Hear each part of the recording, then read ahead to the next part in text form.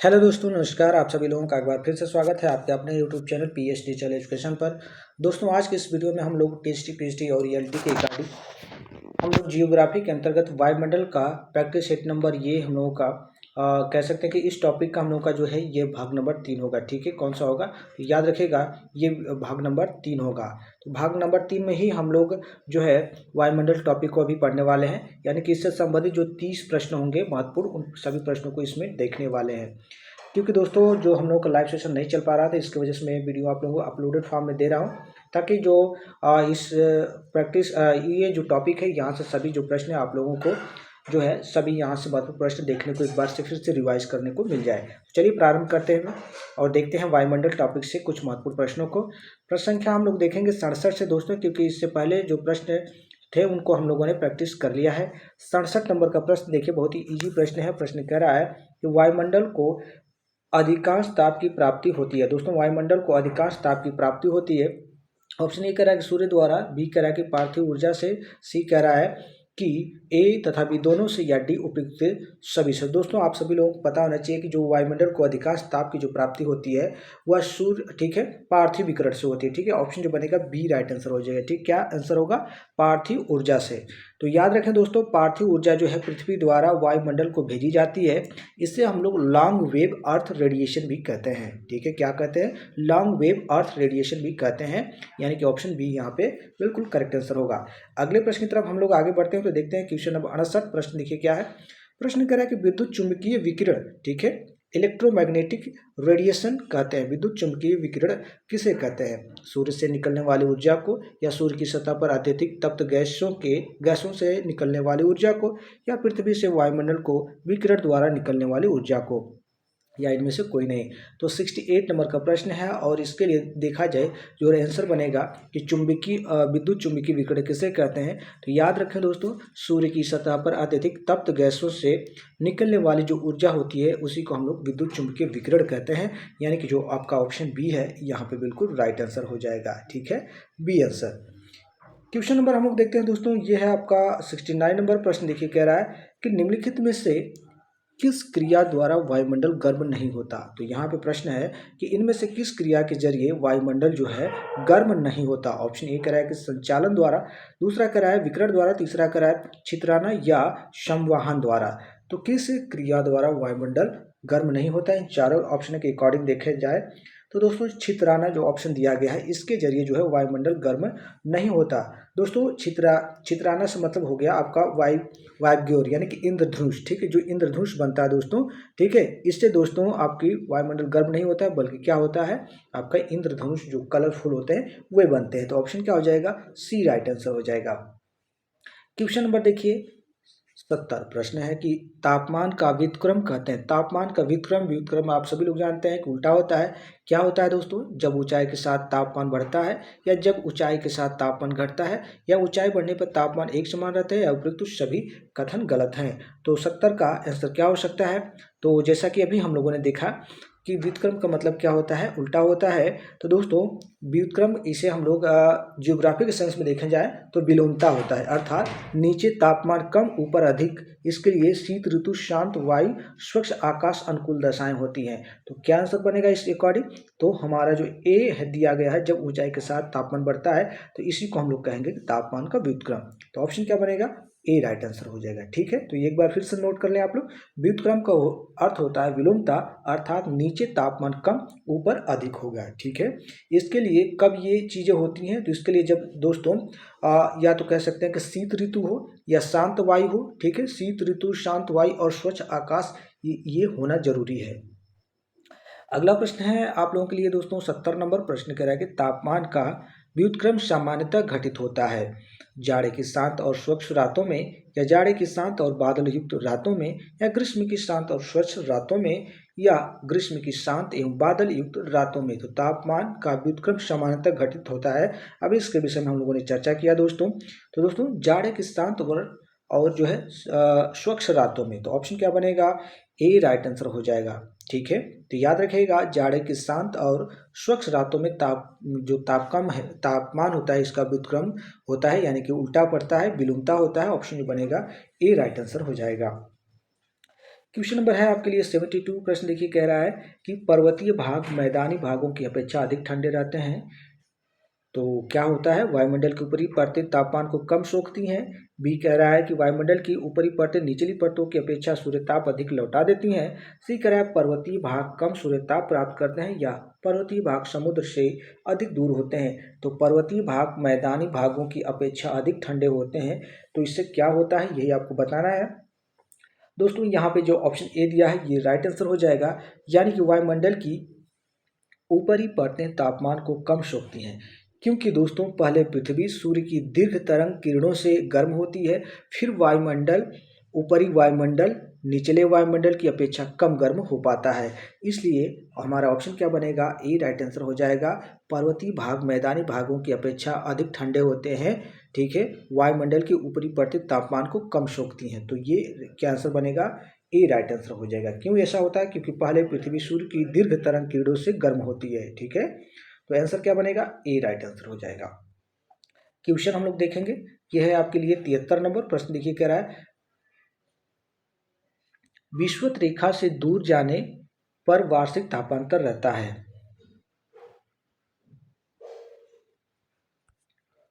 ठीक है, ये था क्वेश्चन, ठीक है।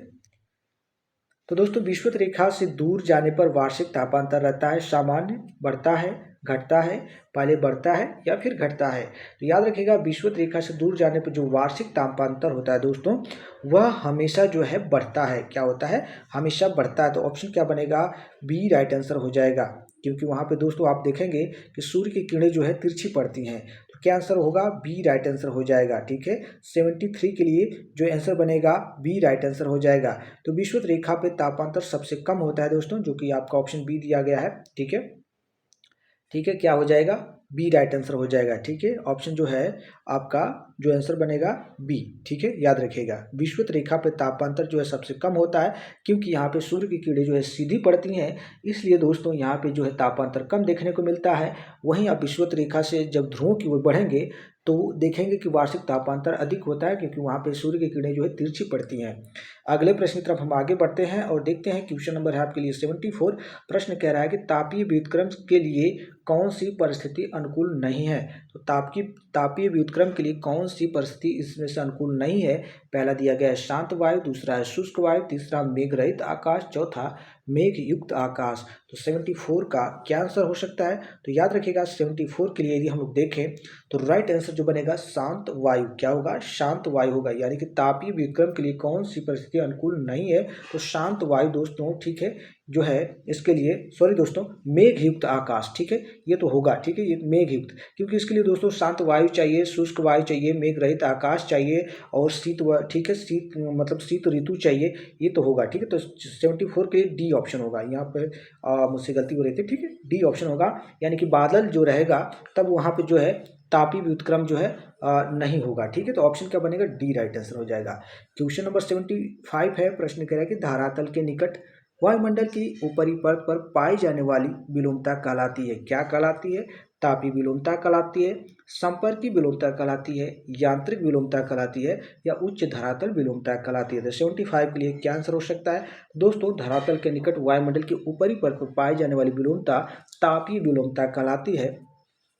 तो ऑप्शन बनेगा ए, ठीक है, क्या आंसर बनेगा, ए राइट आंसर हो जाएगा। क्या कहलाती है, तापीय विलोमता कहलाती है। अगला प्रश्न हम लोग देखते हैं। क्वेश्चन है आपके लिए 76 नंबर। प्रश्न करें वायु राशि के ऊर्ध्वाधर संचालन से उत्पन्न होने वाला व्युत्क्रम कहलाता है। क्या, तापीय विलोमता, संपर्की विलोमता, यांत्रिकी विलोमता या वायुमंडलीय विलोमता। तो 76 का आंसर क्या बनेगा दोस्तों, वायु राशि के ऊर्ध्वाधर संचालन से उत्पन्न होने वाला जो व्युत्क्रम विलोमता होता है उसे हम लोग यांत्रिक विलोमता कहते हैं, यानी कि सी आंसर हो जाएगा। तो याद रखें वायु राशि के ऊर्ध्वाधर संचालन से उत्पन्न होने वाला व्युत्क्रम जो होता है वह यांत्रिक विलोमता कहलाता है, ठीक है। तो क्या आंसर बनेगा, सी आंसर बनेगा 76 के लिए। क्वेश्चन नंबर हम लोग देखते हैं 77। प्रश्न करा है वायुमंडल की अस्थिरता से उत्पन्न विलोमता कहलाती है। क्या, तापीय विलोमता, संपर्कीय विलोमता, यांत्रिक विलोमता या वायुमंडलीय विलोमता। तो 77 के लिए दोस्तों यहाँ पे देखा जाए तो संपर्कीय विलोमता राइट आंसर हो जाएगा। तो वायुमंडल की अस्थिरता से उत्पन्न विलोमता जो होती है उसे हम लोग क्या कहते हैं, संपर्क की विलोमता कहते हैं, यानी कि जो आपका ऑप्शन बी है यहाँ पे बिल्कुल राइट आंसर होगा। हम लोग देखते हैं अगला प्रश्न। क्वेश्चन है आपके लिए 78 नंबर का प्रश्न। देखिए कह रहा है कि विश्व के 2 विभिन्न मरुस्थलीय भाग हैं। बहुत आसान प्रश्न है 78 का, सभी लोग आसानी से दे सकते हैं। तो याद रखिएगा उष्ण और शीतल, ठीक है। तो 2 प्रकार के मरुस्थल होते हैं, एक तो उष्ण होते हैं, एक जो होते हैं शीतल होते हैं, बर्फीले भी मरुस्थल होते हैं, ठीक है, याद रखिएगा, ठीक है। तो ऑप्शन क्या बनेगा यहाँ पे, बी राइट आंसर होगा। अगले प्रश्न की तरफ हम लोग आगे बढ़ते हैं तो देखते हैं 79 प्रश्न करा उष्ण घास के मैदान को कहते हैं। तो दोस्तों उष्ण घास के जो मैदान होते हैं उन्हें क्या कहते हैं, शेलवास कहते हैं, पंपास कहते हैं, शेलवास सवाना कहते हैं, या पंपास कहते हैं, या प्रेरी, या स्टेप्स, या यानी कि स्टेपिस। तो दोस्तों 79 के लिए देखा जाए तो उष्ण घास के मैदान को हम लोग शेलवास सवाना कहते हैं। तो क्या होगा, ऑप्शन ए राइट आंसर हो जाएगा। इसी क्रम में हम लोग देखते हैं दोस्तों अगला प्रश्न, क्वेश्चन नंबर 80। प्रश्न क्या है कि निम्नलिखित में से कौन सा प्रदेश उष्ण मरुस्थल है। बहुत अच्छा प्रश्न है। गोबी का मरुस्थल, ग्रीनलैंड, साइबेरिया, या सहारा। तो बहुत ही इजी प्रश्न है, ठीक है। तो दोस्तों यहाँ पे देखा जाए 80 के लिए दोस्तों तो क्या आंसर बनेगा, 80 के लिए यहाँ पे हम लोगों का सहारा, ठीक है। जो सहारा मरुस्थल है दोस्तों यह जो है उष्ण मरुस्थल है। बाकी गोबी का मरुस्थल, ग्रीनलैंड का मरुस्थल, साइबेरिया का मरुस्थल ये क्या है, ये शीत मरुस्थल है, ठीक है। तो ऑप्शन हम लोगों का डी राइट आंसर हो जाएगा। अगला प्रश्न है आप लोगों के लिए 81 नंबर प्रश्न करें, पश्चिमी यूरोपीय तुल्य जलवायु का दूसरा नाम है। तो पश्चिमी यूरोपीय तुल्य जलवायु जो होती है उन्हें हम लोग क्या कहते हैं, शवाना, स्टेपी, ब्रिटिश तुल्य, या मानसूनी। तो ये भी बहुत अच्छा प्रश्न है 81 के लिए, और मुझे लगता है कि 81 का आप लोग बड़े आसानी से आंसर दे सकते हैं। उससे हम लोग ब्रिटिश तुल्य, ठीक है, क्या कहते हैं, ब्रिटिश तुल्य जलवायु कहते हैं। ऑप्शन जो बनेगा सी राइट आंसर हो जाएगा, ठीक है। अगला प्रश्न है आप लोगों के लिए दोस्तों, ये है आपके लिए 82 प्रश्न का, निम्नलिखित में से किस देश में ग्रीष्म काल में सबसे बड़ा दिन होता है, भारत, मैक्सिको, नाइजीरिया, या नॉर्वे।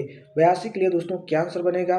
तो दोस्तों 82 का यदि हम लोग देखें तो प्रश्न था कि निम्नलिखित में से किस देश में ग्रीष्म काल में सबसे बड़ा दिन होता है। तो नॉर्वे हो जाएगा दोस्तों यहाँ पे करेक्ट आंसर, ठीक है। नॉर्वे में उत्तरी गोलार्ध में ध्रुवों के समीप दोस्तों जैसा होता है, यानी कि ध्रुवों के समीप सूर्य महीनों भर चमकता है। तो क्या आंसर बनेगा, डी राइट आंसर हो जाएगा, ठीक है, याद रखें डी। क्वेश्चन नंबर है आपके लिए 83 प्रश्न कह रहा है कि स्थल भाग की तुलना में जल भाग।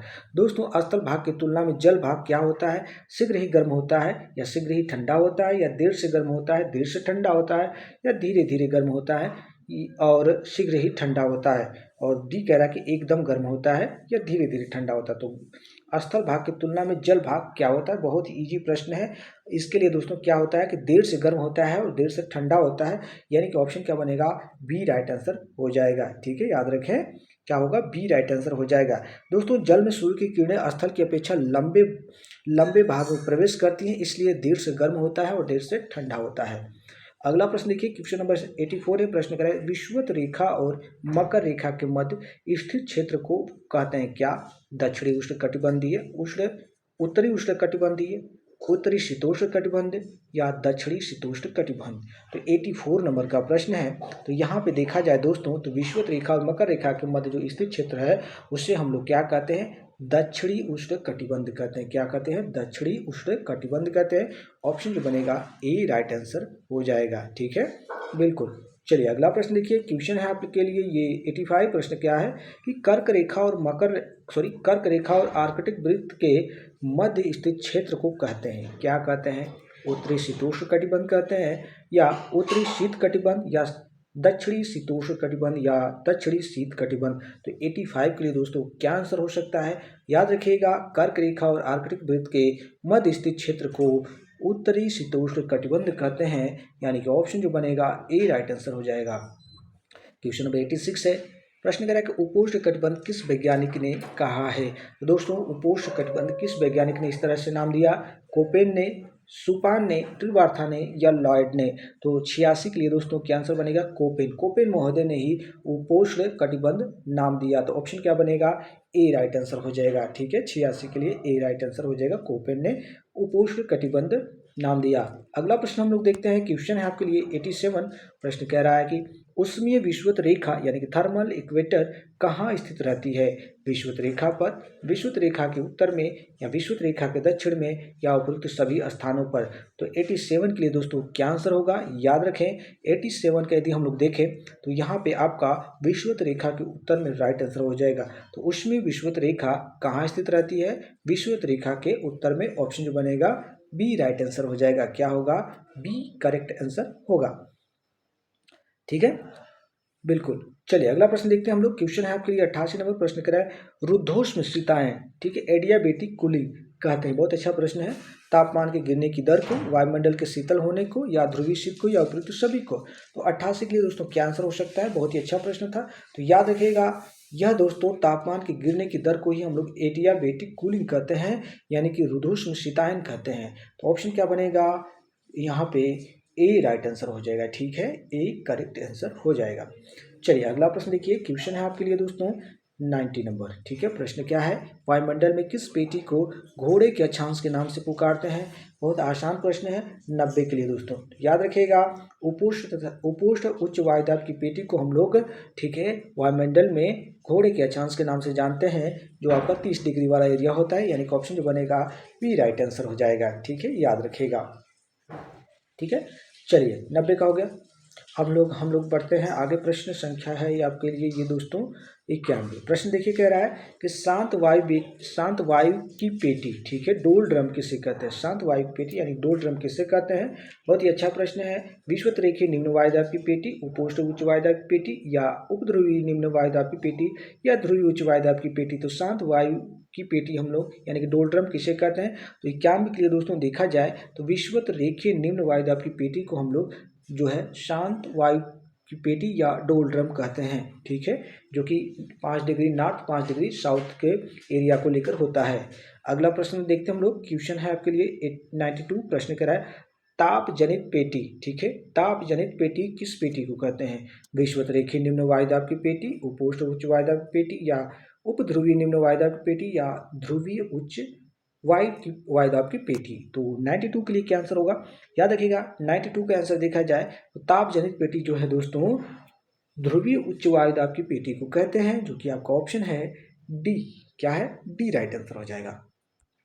क्वेश्चन है 93। प्रश्न करें कि रात्रि के समय ठंडी हवा के पर्वतों की ओर से उतरते समय निम्नलिखित में से क्या घटित हो सकता है?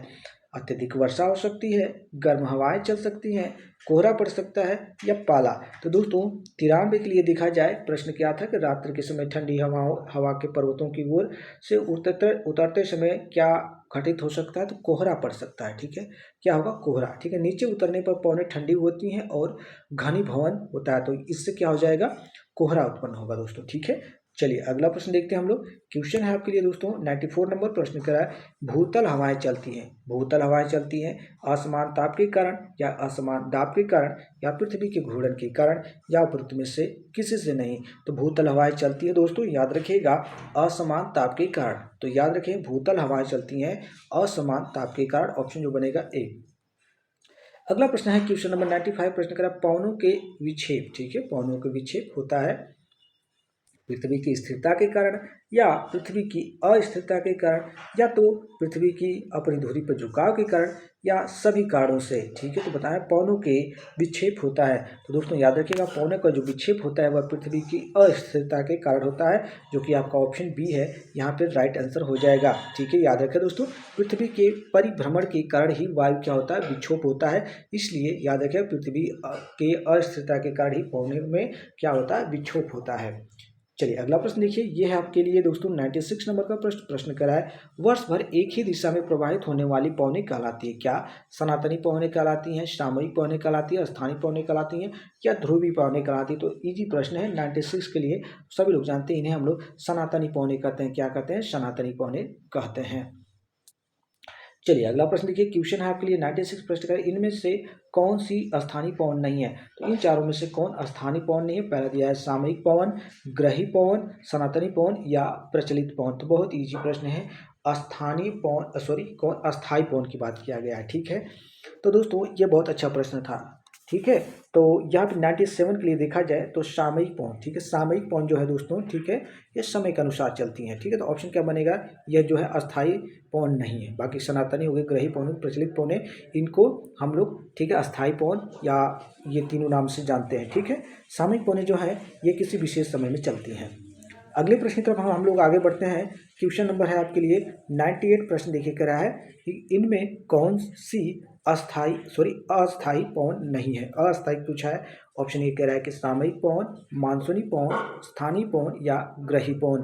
तो 98 के लिए दोस्तों याद रखिएगा, ग्रही जो पौन है दोस्तों, यह जो है अस्थाई पौन नहीं है। क्या है, एक प्रकार से यह अस्थाई पौन है, ठीक है, बिल्कुल। चलिए अगले प्रश्न की तरफ हम लोग आगे बढ़ते हैं और देखते हैं। क्वेश्चन नंबर है आपके लिए ये 99। प्रश्न क्या है, उपोष्ण उच्च वायुदाब से विषुवत रेखीय निम्न वायुदाब की ओर चलने वाली पौने कहलाती हैं।